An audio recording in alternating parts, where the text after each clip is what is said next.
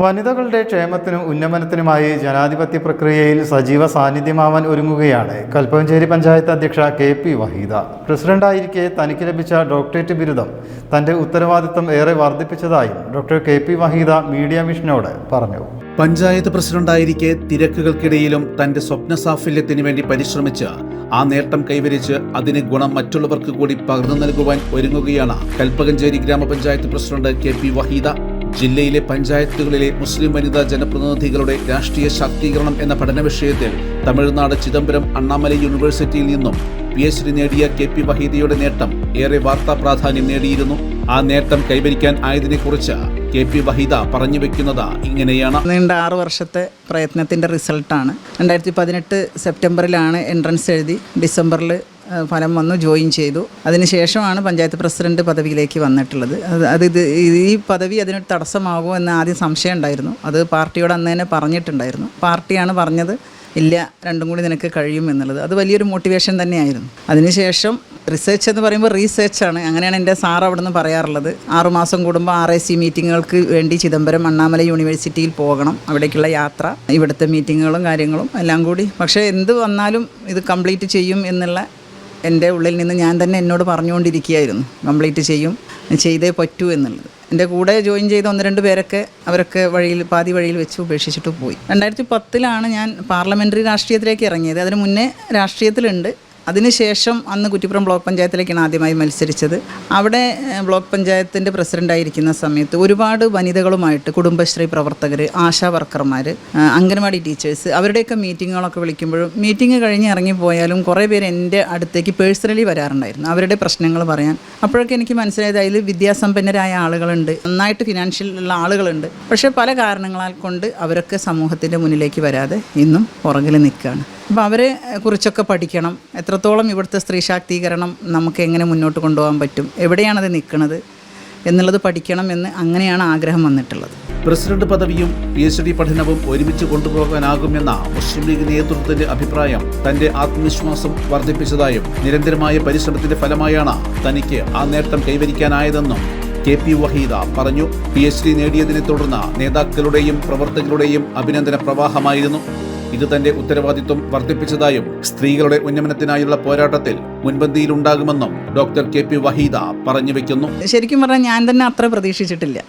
27-ാം തീയതി എൻ്റെ open defence കഴിഞ്ഞ് തിരിച്ചെത്തുമ്പോഴേക്കും തന്നെ പാർട്ടി നേതൃത്വം എല്ലാവരും, മുസ്ലിം ലീഗ് പാർട്ടി എന്ന് മാത്രമല്ല പ്രത്യേകിച്ച് മുസ്ലിം ലീഗ് പാർട്ടിയിൽ നിന്ന് സംസ്ഥാന സെക്രട്ടറി സലാം സാഹിബ് അടക്കം, കുഞ്ഞാലിക്കുട്ടി സാഹിബ്, സാദിഖ് അലി തങ്ങൾ, MLA മാരെല്ലാവരും, അബ്ദുറഹ്മാൻ രണ്ടത്താണി മുൻ MLA എൻ്റെ നാട്ടുകാരനും കൂടിയാണ്. തൊട്ടടുത്ത ദിവസം തന്നെ മൂപ്പരുടെ ഫേസ്ബുക്ക് പോസ്റ്റാണ് ആദ്യം വന്നത്. MP P. Wahab MP, E.T. Muhammad Basheer Sahib, Samadani Sahib ഡൽഹിയിലാണ്, അദ്ദേഹം അവിടെ നിന്നാണ് എന്നെ വിളിച്ചത്. എല്ലാവരും വിളിച്ചു, മുനവറലി തങ്ങളടക്കമുള്ള എല്ലാവരും വിളിച്ചു. അതുപോലെ തന്നെ കിലയുടെ, ഞങ്ങളുടെ തദ്ദേശ സ്വയംഭരണ സ്ഥാപനങ്ങളുടെ ട്രെയിനിങ് ഇൻസ്റ്റിറ്റ്യൂട്ടായിട്ടുള്ള കിലയുടെ വലിയ, അവർ തദ്ദേശകം അവരുടെ യൂട്യൂബ് ചാനലിൽ വലിയ വാർത്തയായിട്ട് കൊടുത്തു. അതിൻ്റെ ആളുകളൊക്കെ മിനിഞ്ഞാന്ന് കണ്ടപ്പോഴും നേരിട്ടും, അതുപോലെ പഞ്ചായത്തിൻ്റെ ഞങ്ങളുടെ ജില്ലാ ഓഫീസിൽ DDP അടക്കമുള്ള ആളുകളെ നേരിട്ട് അഭിനന്ദിച്ചു. ഇപ്പോൾ നല്ല തിരക്കാണ് പഞ്ചായത്ത് പ്രസിഡൻറ്റിനൊപ്പം തന്നെ. പക്ഷേ തിരക്കുകളെപ്പോഴും എനിക്കിഷ്ടമാണ്. ഞാൻ തിരക്കുകളെ ഇഷ്ടപ്പെടുന്ന ഒരു വ്യക്തിയാണ്.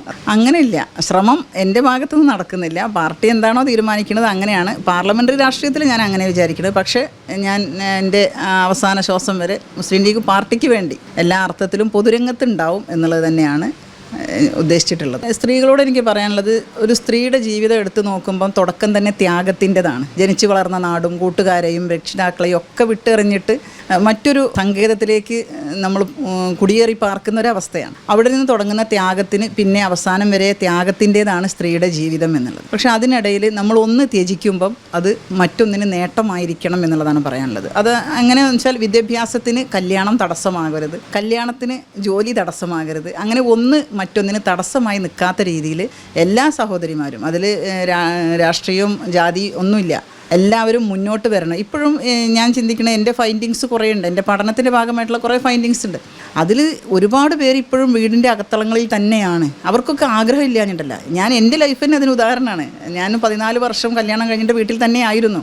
പിന്നെ 2010 മത്സരിക്കുമ്പോഴാണ് പുറത്തേക്ക് വരുന്നത്. അതിനുശേഷം പുറത്തേക്ക് വരുമ്പോഴാണ് നമുക്ക് ഞാൻ വിചാരിക്കുന്നത് ഈ കസേരയിൽ വന്നിരിക്കും വരെ എൻ്റെ മനസ്സിലുണ്ടായിരുന്നത് എൻ്റെ പഞ്ചായത്തിൽ വളരെ പാവപ്പെട്ടവരില്ല, അല്ലെങ്കിൽ വീടില്ലാത്തവരില്ല, രോഗം കൊണ്ട് കഷ്ടപ്പെടുന്നവരില്ല എന്ന് ചിന്തിച്ചിരുന്ന ഒരാളാണ്. ഇവിടെ വന്നിരുന്ന് പൊതുരംഗത്തേക്ക് നമ്മൾ ഇറങ്ങി പ്രവർത്തിക്കാൻ തുടങ്ങിയപ്പോഴാണ് പല മേഖലകളിലുള്ള പ്രയാസങ്ങളും ഒപ്പം നേട്ടങ്ങളും.